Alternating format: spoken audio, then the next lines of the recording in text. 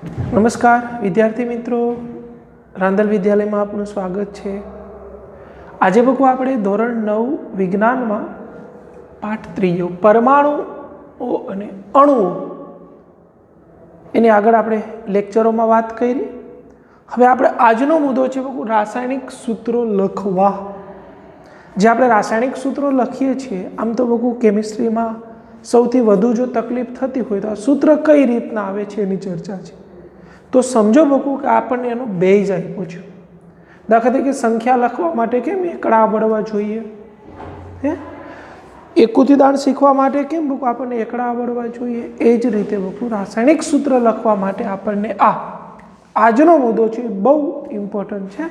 અને આપણે બકુ એને શાંતિથી જો સમજીએ અને ક્રમશ બકુ જે કહેવામાં આવે છે મુજબ આપણે કામ કરતા જઈએ, જે કહેવામાં આવે છે મુજબ આપણે એની સંયોજકતાને સમજીએ, એની સંજ્ઞાઓને જાણીએ અને ક્રમશ એના ઉપર કામ કરીએ તો આપણે જે રાસાયણિક સૂત્રો છે, H2O પાણીનું સૂત્ર છે, કઈ રીતે કેમ H2O જ આવ્યું, HO2 ન આવ્યું? સોડિયમ ક્લોરાઇડમાં કેમ NaCl જ બને છે? મેગ્નેશિયમ ક્લોરાઇડમાં કેમ MgCl2 બને છે? ક્લોરીન તો અહીંયા જોડાણું, ક્લોરીન અહીંયા જોડાણું, તો અહીંયા કેમ Cl2 થયું, અહીંયા કેમ Cl થયું? આ બધા ઘણા બધા પ્રશ્નો હોય આપણા મગજમાં કે એમોનિયા બનવા માટે કેમ NH3 સૂત્ર આવ્યું, NH2 કેમ ન થયું? આ બધી વસ્તુને તમે સરળતાથી બકુ સમજી શકશો, પણ એના માટે શરત છે કે આ વસ્તુને તમને આવડવી જોઈએ। H2SO4 છે સૂત્ર સલ્ફ્યુરિક એસિડનું, તો H2SO4 કેમ બને છે? કેમ HCl છે હાઇડ્રોક્લોરિક એસિડ, તો HCl કેમ બને છે? અહીંયા કેમ H2Cl ન થયું અથવા HCl2 કેમ ન થયું? હશે પ્રશ્નો આવા। તે પ્રશ્નોને બકુ આપણે બહુ સરળતાથી સમજ મેળવવા માટે આટલું બેઝ આપણા પાસે તૈયાર હોવું જોઈએ। જે આપણે આયનના નામ, એની બકુ સંજ્ઞાઓ, એની સંયોજકતા છે, એક સંયોજકતાવાળા આ બધા છે, બે સંયોજકતાવાળા આ બધા છે, ત્રણ સંયોજકતાવાળા આ બધા છે। તો જેને આપણે ક્રમશ જોતા જઈએ બકુ તો આપણને વિશેષ સમજાશે અને જરૂરિયાત હશે ત્યારે આપણે આનો ઉપયોગ કરશું। તમારી પાસે પાઠ્યપુસ્તકમાં પણ છે બકુ, જોઈ શકીએ છીએ। કોઈ પણ સંયોજનનું રાસાયણિક સૂત્ર તે સંયોજનના બંધારણનું સાંકેતિક નિરૂપણ આપે છે। રાસાયણિક સૂત્ર છે HCl, તો એનું જે બંધારણ કઈ રીતના થયું એ સૂચન કરે છે। કોણ? એનું રાસાયણિક સૂત્ર। જુદા જુદા સંયોજનના રાસાયણિક સૂત્ર સરળતાથી લખી શકાય છે। આ માટે આપણે તત્વોની સંજ્ઞાઓ અને તેઓની સંયોજવાની ક્ષમતાનો અભ્યાસ કરવો જરૂરી છે કે ભાઈ તત્વોની સંયોજકતા શું? તો સૌથી પહેલાં તો તમને સમજાવું કે સંયોજકતા એટલે શું, કદાચ આપણે આગળ આવી જ ગયું છે અને આગળના લેક્ચરમાં પણ આપણે છેલ્લે બોલ્યા હતા કે જે તત્વો ઇલેક્ટ્રોન ગુમાવે છે એટલે ધન આયન બને છે ને કેટાયન કહેવાય। તો એ કેટલા ઇલેક્ટ્રોન ગુમાવે છે એને તત્વની સંયોજકતા કહે છે, અને જે ઇલેક્ટ્રોન મેળવે છે અષ્ટક રચના પૂર્ણ કરવા માટે જે ઇલેક્ટ્રોન મેળવે છે એને એ ઋણ આયન પ્રાપ્ત કરે છે, એને એનાયન કહેવાય। તો આ ઇલેક્ટ્રોન મેળવવાની કે ઇલેક્ટ્રોન ગુમાવવાની, કેટલા મેળવે છે કેટલા ગુમાવે છે, એને એની શું કહેવાય બકુ? સંયોજકતા। જો ગુમાવે છે તો સંયોજકતા પ્લસ, જો મેળવે છે તો એની સંયોજકતા બધી માઇનસમાં લખેલી છે। આ રીતે તમે જાણી શકો। કોઈ આયન બની ગયો હોય કોઈ તત્વ સાથે જોડાઈને પણ એ ઇલેક્ટ્રોન ગુમાવવા મેળવવાની ક્રિયા કરતું હોય તો એવી રીતના સલ્ફેટ SO4 એક અણુ છે, એ શું કરે છે જોડાવા સાથે, એ પણ આપેલું છે। તો કોઈ પણ તત્વની સંયોજવાની શક્તિને તે તત્વની સંયોજકતા કહેવામાં આવે છે। એટલે કે બીજા સાથે જોડાવા માટે એને ઇલેક્ટ્રોન ગુમાવવા કે મેળવવા પડે, કાં તો બકુ એને ભાગીદારી કરવી પડે, તો આ શક્તિને એની સંયોજકતા કહે છે। કોઈ પણ તત્વના પરમાણુ અન્ય તત્વના પરમાણુ સાથે કેવી રીતે રાસાયણિક સંયોજન બનાવે છે તે જાણવા માટે સંયોજકતાનો ઉપયોગ થાય છે। આ બધી સંયોજકતા છે બાબુ, એનો ઉપયોગ થાય છે। કોઈ પણ તત્વના પરમાણુની સંયોજકતાને તે પરમાણુના હાથ અથવા હથેળી સ્વરૂપે વિચારે। હાથ અથવા હથોડી, દાખલા તરીકે કહેવાય કે મનુષ્યને 2 હાથ છે તો ઓક્ટોપસને 8 હાથ હોય છે। એટલે કહેવાનો અર્થ છે બાબુ કે દરેકની સંયોજકતા જુદી જુદી હોય છે। એક ઓક્ટોપસ અમુક મનુષ્યને એવી રીતે પકડાવે છે કે જેથી ઓક્ટોપસના 8 હાથ અને મનુષ્યના બંને હાથ એકબીજા સાથે જકડાઈ જાય, તો બંને એકબીજા સાથે જોડાઈ ગયા। તમારા મત મુજબ એ ઓક્ટોપસ કેટલાક મનુષ્યને પકડી શકે?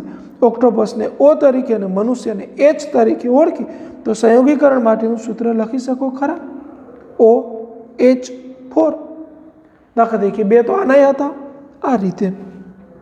અહીં H નીચે દર્શાવેલા 4 એ ઓક્ટોપસ દ્વારા પકડાયેલા મનુષ્યની સંખ્યા દર્શાવે છે। કેટલાક સામાન્ય અને બહુપરિમાણીય આયનોની સંજ્ઞા દર્શાવવા આપણે આ પ્રકરણમાં અભ્યાસ કરીશું। એમાં વિશેષ ન ખબર પડી તો આપણે આગળ જોઈએ બાબુ। તો એના માટે આખું કોષ્ટક આપેલું છે 3.6 મોસ્ટ આઈએમપી છે, એ તમારે હું તો કહું રફ નોટમાં લખી અને પાકું કરવું જોઈએ। વારંવાર લખવાથી બાબુ આ બધું તમને યાદ રહી જશે કે ભાઈ સોડિયમ તો એની સંયોજકતા +1 Na+, potassium K+, silver Ag+, copper એક Cu+, કોપર Cu+2 પણ આવે, કેવું જોડાય છે એના ઉપર આધાર રાખે। એટલે કે એના બંને અમુક અપવાદો હોય આવા કે એના બંને સૂત્રો બનતા હોય। હાઇડ્રોજન છે, હાઇડ્રાઇડ છે, ક્લોરાઇડ છે, બ્રોમાઇડ છે, આયોડાઇડ છે, આ બધાની સંજ્ઞા -1 છે। એટલે કે બધા ઇલેક્ટ્રોન મેળવે છે અને બધા પોતાનું અષ્ટક રચના પ્રાપ્ત કરે છે। આ અધાત્ય તત્વ છે। હવે બહુપરિમાણીય જેમાં એક કરતાં વધારે પરમાણુ ભેગા થઈને તત્વ બન્યું હોય, આયન બન્યું હોય તો ammonia, hydroxide, nitride, hydrogen carbonate આ દરેકની સંજ્ઞા સંયોજક -1 છે। એમોનિયાની સંજ્ઞા છે NH4+, હાઇડ્રોક્સાઇડની છે OH-, નાઇટ્રાઇડની છે NO3-, હાઇડ્રોજન કાર્બોનેટની છે HCO3-। હવે જેની સંયોજકતા 2 છે એની વાત છે, તમે જોઈ શકો છો magnesium, calcium, zinc, iron, copper બધાની સંયોજકતા +2 છે। ઓક્સાઇડ, સલ્ફાઇડ આની સંયોજકતા -2 છે। કાર્બોનેટ, સલ્ફાઇડ, સલ્ફેટ થોડો સામાન્ય ફેર છે જોજો, તો એકને બગુ બોલાય SO3, એકને બોલાય SO4। તમે જોઈ શકો છો બહુપરિમાણીયમાં કોષ્ટકમાં જ હું વાત કરું છું। જેની સંયોજકતા 3 છે, એલ્યુમિનિયમ, આયનમાં 2 પણ છે, આયનમાં 3 પણ છે, એ કેવી રીતે જોડાય છે એના ઉપર આધાર રાખે હે આ રીતે સૂત્ર બનતા હોય છે બગુ। અધાત્વીઓમાં નાઇટ્રાઇટ છે, નાઇટ્રેટ આવા શબ્દ આવે, નાઇટ્રસ, ફોસ્ફેટ PO4 -3 સંયોજકતા છે। તો આ આપણને આપેલી છે બગુ સંયોજકતા 1, 2 અને 3 ધરાવતા સૂત્રો, જેને કોઈને કોઈ સૂત્ર સાથે બગુ આપણે જોડી અને એના આપણે સૂત્રો બનાવી શકતા હોય। જોઈએ બગુ, પછી આનો આપણે ઉપયોગ કરશું। રાસાયણિક સૂત્ર લખતી વખતે તમારે આ નિયમોનું પાલન કરવું પડે। નીચે અમુક નિયમો આપ્યા છે જેને આપણે જોઈએ। આયન સંયોજકતા અથવા વીજભાર સમતોલિત હોવા જોઈએ। આયનની સંયોજકતા સરખી હોવી જોઈએ અને એના વીજભાર છે એ કેવા હોવા જોઈએ? સમતોલિત। એટલે કે 1 છે ઓ બાજુ 2 છે, આ બાજુ આપણે 2 કરવા જોઈએ। જ્યારે સંયોજન ધાતુ અને અધાતુ બંને ધરાવતું હોય, દાખલા તરીકે મીઠું NaCl, calcium oxide CaO, calcium ધાતુ છે, ઓક્સિજન અધાતુ છે, આવા પ્રકારના તત્વો, મેગ્નેશિયમ ક્લોરાઇડ, મેગ્નેશિયમ ધાતુ છે, ક્લોરીન અધાતુ છે, આવા પ્રકારના તત્વો જ્યારે આપણી સામે આવે ત્યારે શું કરશું? પ્રથમ ધાતુની સંજ્ઞા અને નામ લખાય છે। ઉદાહરણ તરીકે કેલ્શિયમ ઓક્સાઇડ, કેલ્શિયમ ધાતુ છે પહેલા લખાય। સોડિયમ ક્લોરાઇડ, સોડિયમ ધાતુ છે પહેલા લખાય। આયર્ન સલ્ફાઇડ, આયર્ન ધાતુ છે પહેલા લખાય। કોપર ઓક્સાઇડ, કોપર ધાતુ છે પહેલા લખાય, અધાતુ છે પછી લખવી। અહીં ઓક્સિજન, ક્લોરીન, સલ્ફર અધાતુઓ છે જેને આપણે જમણી તરફ લખીએ છીએ, એટલે કે પછીથી લખીએ છીએ. NaCl લખીએ આપણે બગુ, અહીંયા બોલવા NaCl. તો આ ધાતુ લખી, આ ધાતુ લખી, પછી લખી. ડાબી જમણી બાજુ બોલો તો પણ વાંધો નથી, તમારી અનુકૂળતા. જ્યારે કેલ્શિયમ, સોડિયમ, આયર્ન, કોપર ધાતુ છે તેને પહેલા લખાય છે, એટલે કે ડાબી બાજુ લખાય છે, શરૂઆતમાં લખાય છે. કોઈ પણ શબ્દ વાપરી શકો છો. બહુપરિમાણીય આયનો દ્વારા બનતા સંયોજનમાં આયનને કાઉન્સમાં દર્શાવી, કાઉન્સની બહાર તેનો ગુણોત્તર દર્શાવી સંખ્યા લખાય છે. જેને બહુપરિમાણીય આયનની સંખ્યા 1 હોય તો કાઉન્સ દર્શાવવાની જરૂર નથી. દાખલા તરીકે સોડિયમ હાઇડ્રોક્સાઇડ, જો NaOH, આ બહુપરિમાણીય આયન છે, તો જો 1 હોય તો દર્શાવવાની જરૂર નથી. પણ મેગ્નેશિયમ લખો, મેગ્નેશિયમ હાઇડ્રોક્સાઇડ, તો અહીંયા OH2 છે, તેને આ રીતે કાઉન્સ કરીને દર્શાવવા પડે. કેલ્શિયમ હાઇડ્રોક્સાઇડ, એલ્યુમિનિયમ હાઇડ્રોક્સાઇડ, કોઈ પણ બોલી શકો છો તમે. આ રીતે બહુ એના સૂત્ર બને. દાખલા તરીકે હું સલ્ફેટ લઉં, શું લઉં બહુ? સલ્ફેટ, મેગ્નેશિયમ સલ્ફેટ, તો મારે સૂત્ર બને MgSO4 ટ્વાઇસ. આવી રીતના લખવું પડે, કારણ કે જે SO4 છે બહુ Mg છે ને, સોરી બહુ, તો MgSO4 જ આવશે, કારણ કે એનો એક અણુ જ આવશે. આપણે સમજીએ આગળ. હા, એલ્યુમિનિયમ લઉં તો આ રીતે બનશે Al2 3 તો એને કાઉન્સ કરી અને આ રીતે દર્શાવવું પડે. આને પણ એ જ વંચાય, aluminium sulphate, magnesium sulphate, sodium sulphate, આ જ રીતે સૂત્ર બને. હે, જોઈએ તો સાદા સંયોજનના સૂત્રો આપેલા છે બગુ, એને આપણે કઈ રીતે બને છે એની આપણે ચર્ચા કરીએ. તમારી પાસે પાઠ્યમાં કોષ્ટક છે તો એનો આપણે ઉપયોગ કરી અને આપણે એને જોશું.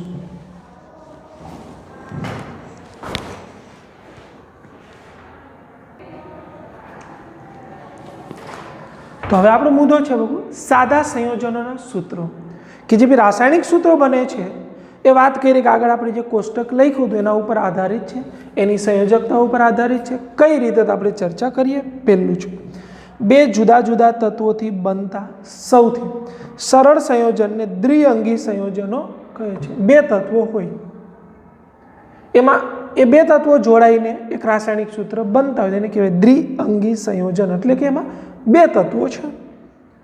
આપણને જે 3.6 કોષ્ટક એટલે આગળ જે આપ્યું છે એમાં કેટલાક આયનોની સંયોજકતા દર્શાવેલી છે. મેં જે અત્યારે લખ્યું હતું એ તમે પાછળના પેજમાં પણ જોઈ શકો છો.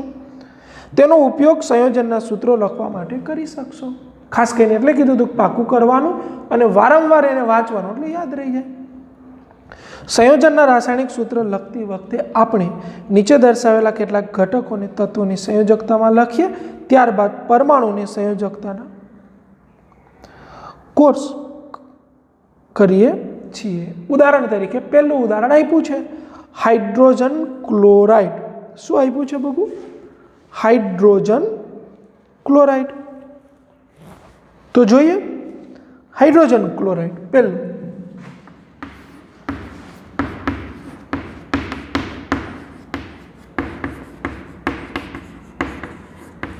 હવે અહીંયા આપણને સમજાવે છે કે અહીંયા કોણ છે? બે સંજ્ઞા કોણ? હાઇડ્રોજન એક H છે અને એક કોણ છે બગુ? ક્લોરીનનો Cl. હવે દરેકની સંયોજકતા કેટલી બગુ? આની પ્લસ એક, આની માઇનસ એક. તો આનો તમે બગુ ચોકડી ગુણાકાર કરી આનું સૂત્ર બની જાય HCl. તો આ થઈ ગયું બગુ રાસાયણિક સૂત્ર. HCl કેમ આવ્યું? પણ આ રીતે HCl આવ્યું, HCl2 ન આવ્યું, કારણ કે આ બગુ એની સંયોજકતા ઉપર આધાર રાખે છે. દરેકની સંયોજકતા એક છે. સંયોજકતાનો બગુ તમે ચોકડી ગુણાકાર કરો, અથવા તો એવું બોલી શકું કે બગુ એ બંનેને સામાન્ય કરો, સરખા કરો, જરૂરિયાત હોય તો એને ગુણો, તો એ પણ બોલાય. પણ આ બધું યાદ રહેશે બગુ ચોકડી ગુણાકાર કરવાથી મળે. હા, 2 ને 4 આવે તો 2 કોમન કાઢવાના, તો પછી એ રીતે સૂત્ર બની જશે. જોઈએ બીજું છે બગુ. શું છે બગુ બીજું? હાઇડ્રોજન સલ્ફાઇડ,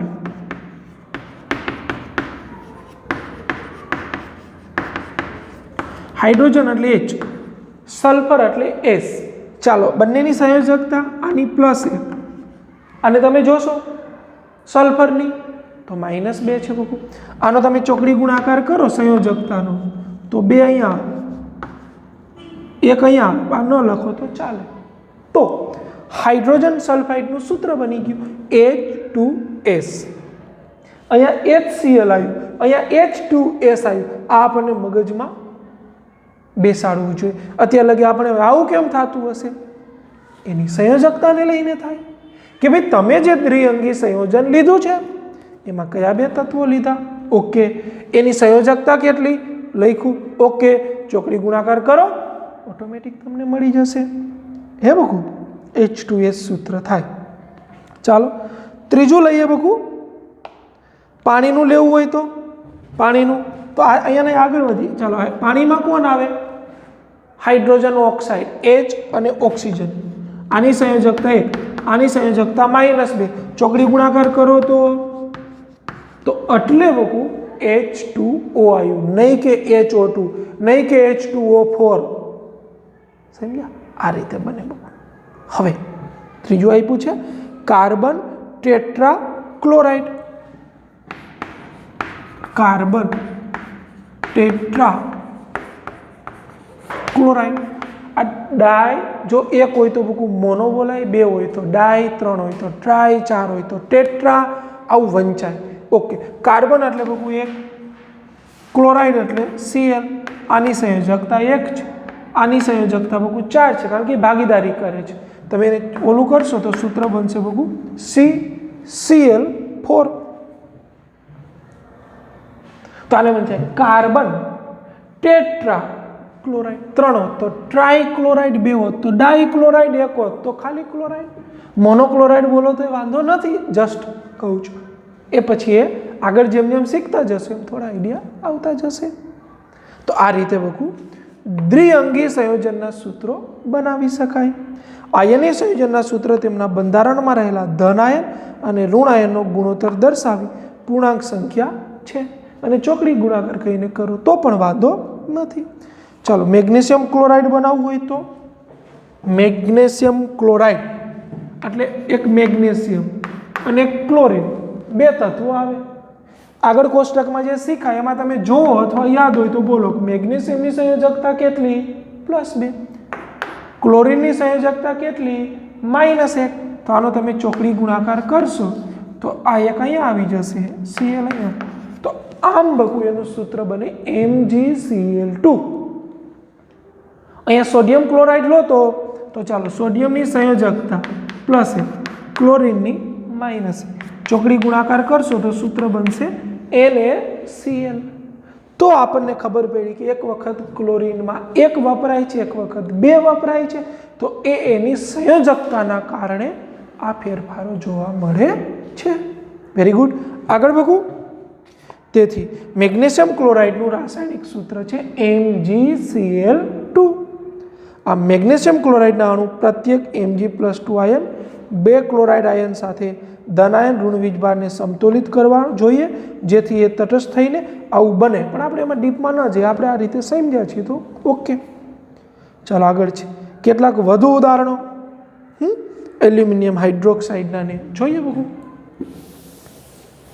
હવે શું છે બકુ, એક ધાતુ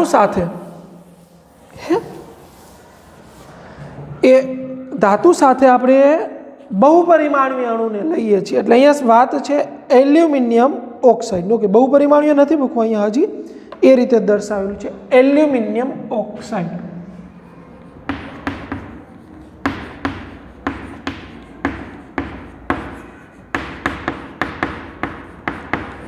હવે તમે કહી શકશો એક એલ્યુમિનિયમ છે ને એક કોણ છે બકુ? ઓક્સિજન. તો એનું સૂત્ર શું બને? રાસાયણિક સૂત્ર. ચાલો આગળ જે કોષ્ટક છે મુજબ મને તમે કહો કે એલ્યુમિનિયમની સંયોજકતા કેટલી? +3. Very good. ઓક્સિજનની કેટલી? યાદ હોય તો બોલો -2, નહીંતર જોઈ શકો છો આગળના પેજ ઉપર. એટલે બંનેની સંયોજકતા થઈ. હવે મારી સંયોજકતાનો કરવાનો છે ચોકડી ગુણાકાર. એટલે કે આની સંયોજકતા અહીંયા લખવાની છે અને તો બનશે બકુ Al2O3.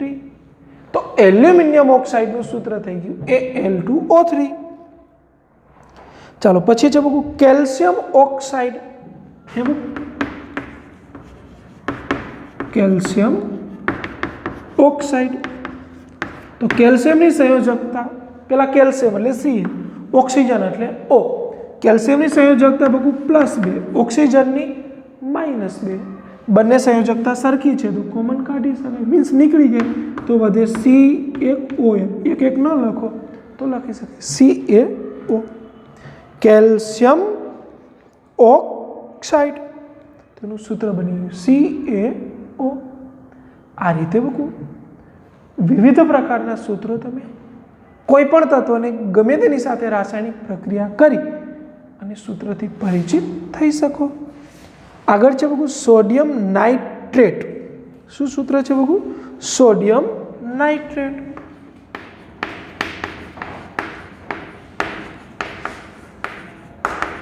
તો સોડિયમ એટલે બકુ N, નાઇટ્રેટ એટલે NO3 છે. તમે આગળ જોઈ શકો છો બકુ બંનેની સંયોજકતા +1 છે અને -1 છે. તો આ બંનેને જોડાય તો એનું સાદું સૂત્ર જ બને NaNO3, સોડિયમ નાઇટ્રેટ. આ ધાતુ અધાતુના બહુપરિમાણીય સાથેના સૂત્રો દર્શાવેલા છે. હવે આપણને આપેલું છે કેલ્શિયમ હાઇડ્રોક્સાઇડ. ફરી વખત બકુ કેલ્શિયમ હાઇડ્રોક્સાઇડ. ચાલો કેલ્શિયમની બકુ સંયોજક સંજ્ઞા Ca, હાઇડ્રોક્સાઇડની બકુ OH, બહુપરિમાણીય છે હાઇડ્રોક્સાઇડ. જેમ કે નાઇટ્રેટમાં NO3 લીધું, આમાં બંનેની જો તમે ઓલી જોવા જાઓ તો કેલ્શિયમની સંયોજકતા છે +2, હાઇડ્રોક્સાઇડની તમે આગળના પેજ ઉપર જોશો તો -1 છે.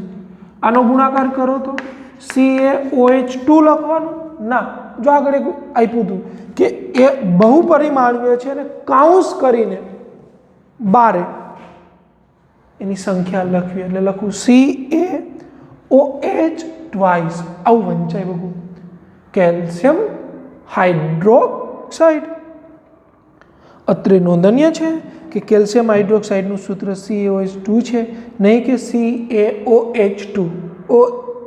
OH2 ન લખાય તો હાઇડ્રોજન 2 થઈ ગયા. અહીંયા આખો બહુપરિમાણીય અણુ છે OH, એ આખો 2 વખત છે. આનો અર્થ આવો થાય. એટલે બકુ આપણે એને કાઉન્સ કરી અને 2 લખીશું. આ રીતે કાઉન્સનો ઉપયોગ કરી કાઉન્સની બહાર બકુ 2 લખવા, એવું બધું અહીંયા આપણને સમજાવે છે. ચાલો હવે છે બકુ સોડિયમ કાર્બોનેટ. તો સોડિયમનું સૂત્ર છે Na+, કાર્બોનેટની સંજ્ઞા છે બકુ CO3 અને એની સંયોજકતા થાય બકુ -2. તમે આગળ પણ જોઈ શકો છો કોષ્ટકમાં. તો આનો ચોકડી ગુણાકાર કરશો તો તમે સમજી ગયા હશો શું આવશે બકુ Na2CO3. હવે એક ન લખો તો પાછો તો ચાલે, કારણ કે એક એટલે તો એ પોતે જ. તેનું સૂત્ર બની ગયું Na2CO3, સોડિયમ કાર્બોનેટ. હવે છે બકુ એમોનિયમ સલ્ફેટ. બહુપરિમાણીયનો બહુપરિમાણીય સાથે આપેલો છે. જોઈએ બકુ આપણે